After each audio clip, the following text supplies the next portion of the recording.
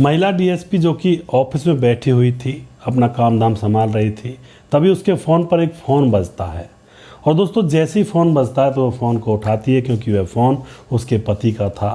अब जैसे पति का फ़ोन उठाती है तो पति दूसरी तरफ से रोती हुई आवाज़ में कहता है कि मैं शायद बच नहीं पाऊँगा और मैं आखिरी समय में तुमसे मिलना चाहता हूँ, फिर हो सकता है तुमसे मुलाकात हो या ना हो। यह बात जब उसका पति फ़ोन पर कहता है तो उसका अंतर मन से कलेजा दहल जाता है, आंखों से झरझर आंसू बहने लगते हैं कि आखिर मामला क्या है, क्या हुआ। उसके बाद दोस्तों डीएसपी उससे पूछती है कि तुम कहाँ हो, तो वह हॉस्पिटल का नाम बताता है। और उसके बाद डीएसपी अपनी गाड़ी में बैठती है और रवाना हो जाती है उस हॉस्पिटल की तरफ। शायद दोस्तों यहाँ पर पति को अपनी गलती का एहसास हो गया था। उसके बाद इस घटना में जो घटित होता है बड़ा ही विचार करने योग्य है। अपने घर परिवारों के अंदर ऐसी गलती ना की जाए तो बेहतर है, वरना दोस्तों जैसी गलती इस घटना के अंदर इस पति ने अपने दोस्तों की बातों में आकर की थी और फिर अपना पूरा परिवार बिगाड़ लिया था, यहाँ तक कि जान के भी लाले पड़ गए थे। तो दोस्तों ऐसे दोस्तों की बातें बिल्कुल ना माने जो घर को तबाह करवा दे, अपनी उल्टी सीधी सीख दे करके घर परिवार बसे बसाए घर परिवार को ही उजाड़ कर रख दें। क्या हुआ था इस घटना में पूरी जानकारी लेंगे, वीडियो को लास्ट तक जरूर देखा करें दोस्तों, इन वीडियो से बहुत कुछ सीखने को मिलता है। नमस्कार, मैं हूं सुदेश कुमार और मेरे गोपाल चैनल में आपका स्वागत है। दोस्तों यह घटना घटित होती है दिल्ली के अंदर, जहां पर एक विशाल नाम का एक लड़का होता है जो कि जॉब किया करता है और जॉब के सिलसिले में वह सुबह का जाया करता, शाम को वापस आया करता। शादी भी उसकी हो चुकी है और पत्नी उसकी मनीषा नाम की पत्नी है, बहुत ही खूबसूरत है। मनीषा जो कि शादी से पहले भी पढ़ाई कर रही थी और उसकी शर्त ये थी कि शादी के बाद भी मेरी पढ़ाई करवा देना। तो जो पति होता है विशाल, वह अपनी पत्नी की पढ़ाई को जारी रखता है शादी होने के बाद भी। अब जैसे पढ़ाई जारी रखी जाती है तो कुछ दिन के बाद अब इनको एक घर में बेटा पैदा हो जाता है। बेटा पैदा जैसे होता है तो जो घर वाले होते हैं बहुत खुश होते हैं। मनीषा के सास ससुर भी थे, सास बहुत ही अच्छी थी, संस्कारी थी और अपनी बेटी के समान मनीषा को माना करती थी। तो दोस्तों यहाँ पर सास बहू की अच्छी बनती थी और पति की भी काफ़ी अच्छी बनती थी। अब बेटा भी पैदा हो गया तो अब तो यह परिवार और ज़्यादा खुश था। धीरे धीरे कुछ समय और गुजरता है, मनीषा जो कि तैयारी कर रही थी और अब वो दिन आ जाता है जब मनीषा का नंबर पड़ जाता है सरकारी नौकरी में और वह डीएसपी बन जाती है। अब जैसे वह डीएसपी बनती है तो सबसे ज़्यादा खुशी उसके पति विशाल को होती है और उसके बाद विशाल एक बहुत ही बड़ी पार्टी का आयोजन करता अपने घर के अंदर ही और उस पार्टी में अपने सारे यार दोस्त रिश्तेदारों को अपने घर पर बुलाता है। अब यार दोस्त रिश्तेदार सब उसके घर पर पार्टी के लिए आए हुए थे, तो उस पार्टी में एक पोर्शन शराब वगैरह पीने का भी रखा जाता है कि भाई यार दोस्त आएंगे, कुछ थोड़ा बहुत एंजॉयमेंट तो उनके लिए चाहिए ही चाहिए। अब उसके बहुत सारे यार दोस्त थे और जो पत्नी थी वह बाकी रिश्तेदारों को संभाल रही थी। तो जो विशाल होता है वह अपने दोस्तों के साथ बैठा हुआ था और वहाँ पर वह उनका पार्टी में एंजॉयमेंट कर रहा था। तभी शराब पीते पीते एक बात चल जाती है। जो विशाल के दोस्त थे वह कहने लगते हैं कि विशाल अब तो तू बस बेकार हो गया। विशाल कहता है क्यों, मैं क्यों बेकार हो गया। दोस्त कहते हैं कि यार तेरी पत्नी डीएसपी बन गई और तू अब कुछ भी नहीं है उसके सामने, अब वो हर बात पर तुझे नीचा दिखाएगी कि तू कुछ भी नहीं है। अब दोस्तों यह बात विशाल के मन में बैठ जाती है। उस समय तो वह बात को हंसकर टाल देता है, लेकिन जब पार्टी खत्म होती है तो इस बात को वह अपने दिमाग में घुमाने लगता है कि भाई मेरा दोस्त सही कह रहा था कि मेरी पत्नी अब मुझसे बड़ी अफसर बन गई है। क्योंकि विशाल तो एक नौकरी किया करता था कंपनी के अंदर, 25-30 हज़ार रुपये उसकी सैलरी थी, लेकिन पत्नी अब डीएसपी बन चुकी है, बड़ा पद है, बड़ा रुतबा बन चुका है। तो इसी बात को वह अपने दिमाग में घुमाने लगता है और बार बार यही विचार उसके ख्यालों में आने लगते हैं कि उसकी पत्नी अब उसे कुछ समझेगी नहीं। अब तो उसकी पत्नी नॉर्मल कोई बात भी कहती तो विशाल को लगता कि यह पत्नी मेरे ऊपर रौब झाड़ रही है कि तू कुछ नहीं है और मैं बहुत बड़ी अफसर हूँ। नॉर्मल बात का भी उसे ऐसे लगने लगा था। घर के अंदर पति पत्नी के बीच में अक्सर बहुत सारी बातें हो जाया करती हैं, तो विशाल को लगा करता कि यह पत्नी मेरे ऊपर जोर जुल्म कर रही है, मुझे ये दर्शाना चाहती है कि देख तू तो बड़ी नौकरी में है नहीं, मैं कितनी बड़ी नौकरी में लग गई हूँ। अब तो यही बात चलते चलते विशाल शराब पीने लगता है। शराब पी करके इन बातों को भुलाना चाहता है, लेकिन अभी तक भी यह बात उसके दिमाग में घूम रही थी। उसके बाद दोस्तों शराब पीने के बाद अब वह अपनी पत्नी से लड़ भी जाया करता है। कई बार ये कह दिया करता कि अब तो तुम ऐसा बोलोगी ही क्योंकि तुम डीएसपी जो बन गई हो। उसकी पत्नी इन बातों से परेशान थी कि आखिर विशाल तुझे हो क्या गया है, डीएसपी तूने तो बनाया मुझे, तूने मेहनत की है, तूने फीस भरी है और तूने ही मुझे आगे बढ़ाया है, फिर तू मुझसे जल क्यों रहा है।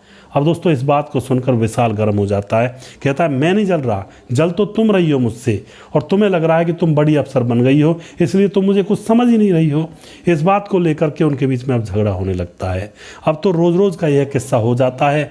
विशाल की माँ भी उसको धमकाती, उसका पापा भी उसको धमकाता कि बहू के साथ तू ऐसा व्यवहार क्यों करता है। लेकिन विशाल के दिमाग में अपने दोस्त की बात जो भर चुकी थी और वह फिट हो गई थी। अब तो यहाँ पर दोस्तों क्या होता है, जो विशाल होता है वह अब और ज़्यादा शराब पीने लगता है और एक दिन की बात है अपनी पत्नी से बहुत ज़्यादा लड़ाई करता है। पत्नी को बहुत गुस्सा आता है, वह करे भी तो करे क्या। वह दोस्तों अपने बच्चे को लेकर के अलग से मकान किराए पर लेती है और वहाँ पर रहने लगती है। अब दोस्तों वह अपना अलग किराए पर रहने लगती है। इधर विशाल अब और ज़्यादा शराब के नशे में डूब जाता है और वह शराब पी पी कर उसका हाल ऐसा हो गया था, आँखों के बीच में गड्ढे हो गए थे और उसकी शक्ल बहुत ही बुरी लगने लगी थी, क्रूप लगने लगी थी।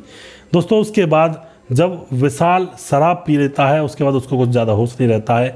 एक दिन की बात होती है, वह अपनी पत्नी के घर पहुंच जाता है, दरवाज़ा खटखटाता है और कहता है कि ये बच्चा मेरा भी है, तू ही इसे अकेली नहीं रख सकती, इसको मैं ले जा रहा हूँ। तो उसके बाद उसकी पत्नी उस बच्चे को, बेटे को उसके साथ भेज देती है क्योंकि उसको पता था उसकी सास और ससुर बहुत ही अच्छे हैं, वो अपने पोते को अच्छी तरह से रखेंगे। तो अब बेटे को अपने साथ ले आता है। कुछ दिन और गुजरते हैं। पत्नी डायरेक्ट अपनी नौकरी कर ही रही थी अच्छी तरह से। कुछ दिन के बाद जो पत्नी होती है मनीषा, वो अपने बेटे को लेने के लिए पहुंच जाती है और कहती है विशाल से कि अब कुछ दिन मैं रखूंगी इसको अपने पास, तुमने बहुत दिन रख लिया। तो बेटे को अपने साथ फिर ले आती है। इसी तरह से इनके बीच में यही परिस्थितियाँ चल रही थी और दोस्तों धीरे धीरे कुछ साल गुजर जाते हैं। जो मनीषा होती है अपने बेटे को पढ़ा रही थी, अच्छी खासी नौकरी उसकी चल रही थी। इधर विशाल ने शराब पी पी कर बहुत बुरा हाल मचा दिया था। जो भी सैलरी के पैसे मिलते उन सारे पैसों की शराब पी जाया करता और इस बात का मनीषा को पता भी था क्योंकि अपनी सास से वह लगातार बातचीत करती रहा करती। सास भी उसका हालचाल लेती रहा करती, बेटी कैसी है, ढंग से रहना, ये तो शराब के नशे में इधर उधर घूमता रहता है, इसको तो अकल पड़ेगी ही नहीं, लेकिन तू ढंग से रहना। तो इस तरह से मामला चल रहा था दोस्तों। अब एक दिन की बात होती है, जो लड़का होता है विशाल होता है, उसे चक्कर आ जाते हैं और वह गिर जाता है। उसके माँ बाप उसको हॉस्पिटल ले जाते हैं। हॉस्पिटल ले जाने के बाद जो डॉक्टर होते हैं उसका चेकअप करते हैं और दोस्तों जब चेकअप किया जाता है और चेकअप का रिजल्ट आता है तो दोस्तों यहाँ पर जो विशाल है अंतर मन से हिल जाता है। डॉक्टर बताते हैं कि आपको कैंसर हो चुका है। अब दोस्तों जैसे ही कैंसर का पता चलता है तो विकास रोने लगता है, उसकी आंखों से आंसू बहने लगते हैं। उसको अब अपने ऊपर रियलाइज़ होता है कि मैंने गलत किया है, अपनी पत्नी के साथ भी और अपने जीवन के साथ भी मैंने खिलवाड़ की है अपने दोस्तों की बातों में आकर के। बेड पर पड़ा हुआ है, सोच रहा है कि अब क्या किया जाएगा, मैं तो रहूँगा नहीं और मेरे बाद मेरी पत्नी रह जाएगी, मेरा बेटा रह जाएगा, मेरे माँ बाप रह जाएंगे, अब तो जीवन ख़त्म ही है। अब उसको अपनी सारी गलतियों का पछतावा होता है और दोस्तों वह हिम्मत करके अपनी पत्नी के पास फ़ोन मिला देता है। पत्नी ऑफिस में थी, जैसा कि मैंने आपको स्टार्टिंग में बताया। पत्नी से कहता है कि मुझसे मिलने के लिए आ जाओ, मैं हॉस्पिटल में पड़ा हुआ हूँ और शायद ये मेरी और आपकी आखिरी मुलाकात हो। यह बात सुनने के बाद पत्नी की आंखों से आंसू निकलने लगते हैं। तुरंत वह अपनी गाड़ी में बैठकर हॉस्पिटल पहुंचती है। जाकर आईसीयू रूम में जाकर देखती है तो उसका पति लेटा पड़ा था, बहुत बुरी कंडीशन थी उसकी, देखा भी नहीं जा रहा था उसकी तरफ और जाकर के अपने पति के सामने खड़ी हो जाती है और फिर पति उसको देख करके रोने लगता है। इतने में ही पत्नी भी अपने पति को गले लगा लेती है और कहती है तुम्हें हो क्या गया, मुझे सच सच बताओ। उसके बाद वह बताता है कि मुझे कैंसर हो गया है, अब मैं बच नहीं पाऊंगा।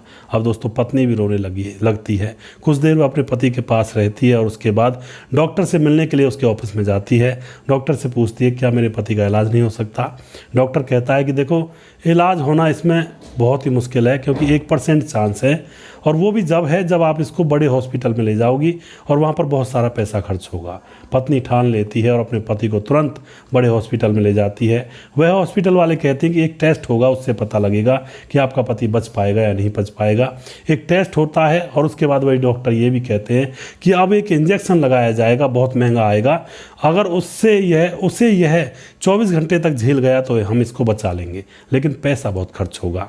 अब जो महिला होती है, पत्नी होती है, वह कह देती है कि चाहे कितना भी पैसा लग जाए, उसके बाद वो 2-3 लाख रुपए लाती है उस इंजेक्शन के लिए, और फिर दोस्तों डॉक्टर को इंजेक्शन लगाने की अनुमति दे देती है कि मरना तो जब भी है, बचाने की कोशिश क्यों ना की जाए। इंजेक्शन लगाया जाता है पति को, और दोस्तों वह उस इंजेक्शन को झेल जाता है, और जैसे ही वह इंजेक्शन को झेल जाता है तो अब डॉक्टर कह देते हैं कि अब हम इसको बचा लेंगे, लेकिन पैसा बहुत लगेगा। पत्नी कहती है कि कोई चिंता मत करिए पैसे की, पैसा लगाने वाली मैं हूँ। तो उसके बाद दोस्तों यहाँ पर उसका 2 महीने तक इलाज चलता है और वह रिकवर हो जाता है, और 2 महीने में उसकी शराब भी छूट जाती है, क्योंकि वह हॉस्पिटल के अंदर पड़ा था, निसहाय था। अब जैसे ही वह सही हो जाता है, रिकवर हो जाता है, घर जाते हैं वह लोग, तो अपनी पत्नी के गले लगकर खूब रोता है, कहता मुझे माफ़ कर देना, मैंने पता नहीं अपने मन में क्या क्या ख्याल पाल लिए थे अपने दोस्तों की बातों में आकर के। अब मैं तुम्हें छोड़कर कभी बाहर नहीं जाऊंगा और कहीं कोई ऐसा गलती नहीं करूंगा, नशा वगैरह नहीं करूंगा, मुझे माफ़ कर दो। पत्नी जो कि उसे माफ़ कर देती है दोस्तों। उसके बाद वह पूरा परिवार फिर से एक हो जाता है, और अब आराम से वह अपनी ड्यूटी जाता है, पति आराम से, पत्नी अपनी ड्यूटी जाती है, बच्चे को पढ़ा रहे हैं और अच्छे से अपने घर में रह रहे हैं। तो इस तरह से दोस्तों दोस्तों की बातों में आकर के इस आदमी ने अपने घर को बिगाड़ लिया, तबाह कर लिया, यहाँ तक कि अपनी जान की भी नौबत बनाई थी। तो इस तरह से दोस्तों कई बार दोस्तों की बातों में आकर लोग घर बिगाड़ लेते हैं। दोस्तों की बातों में इस तरह से ना आए। कई बार हम दोस्तों के पास बैठे रहते हैं, या फिर बहुत सारे लोग दोस्तों के पास बैठकर इकट्ठे होकर शराब वगैरह पीते हैं, एंजॉयमेंट करते हैं, तो कुछ दोस्त कैसी कैसी बातें कर देते हैं। अगर उन लोगों की बातों में आकर के आप उन बातों को अपने परिवार के ऊपर अप्लाई करते हो तो यह बहुत बड़ी बेवकूफ़ी होती है, क्योंकि दूसरे को हमारे परिवार की परिस्थितियों का क्या पता, हम किस तरह से रह रहे हैं, किस तरह से अपने रिश्तों को निभा रहे हैं। वो तो अपना पेट भरे की मार देते हैं, बस जैसी उनके मन में आती है वैसी बोल देते हैं, और वो भी उस समय जब वो ड्रिंक कर रहे होते हैं। तो इन बातों को कभी भी सीरियस नहीं लेना चाहिए, क्योंकि अपना परिवार कैसे चलता है उसको अपने आपे से ज़्यादा कोई नहीं जानता है। दूसरा आदमी हमें बताएगा कि भाई तुम्हारे परिवार में क्या कमी है, या फिर तुम ऐसा करो वैसा करो, उसको क्या पता यहाँ पर कैसी कैसी सिचुएशन है। तो अपने परिवार को खुद हैंडल करो, किसी और की बातों में आकर अपने परिवार को बिगाड़ो मत कभी भी। और दोस्तों ज़्यादातर आपने देखा होगा जब परिवार बिगड़ते हैं तो उनके पीछे की सीख या तो पड़ोसी की होती है, या औरतों की माँ की होती है, या फिर जो पति होता परिवार के अंदर उसके दोस्तों की होती है। दूसरों की सीख जब लगती है परिवार को तभी परिवार बिगड़ते हैं। अगर दूसरों की सीख को नज़रअंदाज कर दिया जाए तो कभी वो परिवार बिगड़ेगा नहीं, क्योंकि दूसरे इंसान किसी के हंसते और बसते परिवार को देखकर राजी नहीं होते हैं।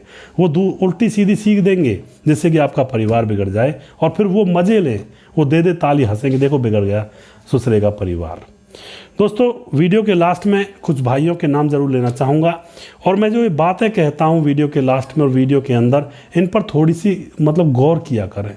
बहुत ही ज़रूरी बातें होती हैं, हमारे परिवार और हमारी गृहस्थी से संबंधित होती हैं। इन बातों को सुन करके अगर थोड़ा सा भी सुधार आ जाता है या किसी का परिवार बिखरने से बच जाता है तो मैं अपने आप को बहुत सौभाग्यशाली समझूंगा। बहुत ही इंपॉर्टेंट चीज़ें होती हैं दोस्तों ये वीडियो के अंदर जो होती हैं। वीडियो के लास्ट में कुछ भाइयों के नाम लेता हूं। हमारे साथ है राम मोहम्मद यासीन, लाहौर पाकिस्तान से हैं, जो कि हमारे वीडियोस को लगातार देखते हैं। भाई का बहुत बहुत धन्यवाद करता हूं। राजकिशोर चौरसिया महाबलेश्वर महाराष्ट्र से हैं, जो कि लगातार वीडियो को देखते हैं। रंजीत सिंह श्रीगंगानगर राजस्थान से हैं, जो कि लगातार वीडियो को देखते हैं। पत्नी का नाम राधा देवी है। सुशील चौधरी हमारे भाई लगातार वीडियो को देखते हैं और लगातार अच्छी कमेंट करते हैं। अरविंद कुमार जी कहते हैं थैंक यू वेरी मच भैया जी, बहुत बहुत धन्यवाद अरविंद जी। उसके बाद साहब विर कमेंट कर, मोहम्मद इब्रार कमेंट करते हैं, मोनू जैन कमेंट करते हैं, अमीर अंसारी कमेंट करते हैं, और लाल सिंह गुराडिया जिला झालावाड़ राजस्थान से कमेंट करते हैं, और अमनदीप सिंह भाई कमेंट करते हैं। उसके बाद प्रवीण बघेल दोबारा से कमेंट करते हैं, और सुखवीर रॉय हमारे भाई कमेंट करते हैं राधे राधे सर जी, राधे राधे जी। और भीमदत्त जोशी हमारे भाई कमेंट करते हैं। और उसके बाद हमारे साथ मुकेश कुमार जी यूपी 83 से हैं, रामपाल यूपी 43 से हैं। कैलाश चौधरी हमारे भाई लड़की पे गलत कार्य किया, लड़की ने गलत कार्य किया, उसके परिवार वाले ने लड़की की हत्या नहीं करना चाहिए थे और लड़की को सुधरने का एक मौका देना चाहिए था। जी बिल्कुल। कैलाश चौधरी कल्याण महाराज से हमारे भाई लगातार बने रहते हैं, भाई का बहुत बहुत धन्यवाद करता हूँ। उसके बाद हमारे साथ सुनील कुमार हमारे भाई कमेंट करते हैं, और विष्णु दत्त हमारे भाई कमेंट करते हैं, और जो कि खूब अप्रिशिएट करते हैं। और राजू माली कमेंट करते हैं, सर जी मेरा नाम राजू भाई है, आपकी कहानी सुनकर बहुत अच्छा लगता है, कभी कभी मेरा नाम भी ले लिया करो। जी बिल्कुल। प्रवीण राज बिहार से कमेंट करते हैं। और दादा अंकित सिंह तोमर अमर भाई कमेंट करते हैं, बहुत बहुत धन्यवाद करते हैं भाई का। रतनलाल शर्मा नमस्कार भाई साहब, आपकी कहानी बहुत अच्छी लगती है, आपकी कहानी का इंतजार रहता है। जी बहुत बहुत धन्यवाद रतनलाल जी। और धीरज बनवाल हमारे भाई लगातार कमेंट करते हैं, खूब सपोर्टेड इंसान है, भाई को बहुत बहुत धन्यवाद करता हूँ मैं। गुफरान खान हमारे भाई कमेंट करते हैं। और best for information Sukhwinder Singh ji comment करते हैं, बहुत बहुत धन्यवाद करते हैं जी आपका। अमित पटेल कमेंट करते हैं। राजेंद्र कुमार कमेंट करते हैं जो कि tip top tailor Barwala Hisar Haryana से हैं। मोहम्मद इम्तियाज़ आलम कमेंट करते हैं, सुभाष बिंद प्रतापगढ़ से हैं। सलाउद्दीन खान कमेंट करते हैं, भाई का बहुत बहुत धन्यवाद करता हूं। संजीव कुमार नेपाल से कमेंट करते हैं, भाई का बहुत बहुत धन्यवाद करता हूं। जिन भाइयों के नाम रह गए हैं उन भाइयों के नाम मैं अगली वीडियो में ज़रूर लूँगा। अगला वीडियो बहुत जल्दी फिर से लेकर आऊँगा, तब तक आप खुश रहें, सावधान रहें। जय हिंद, जय भारत।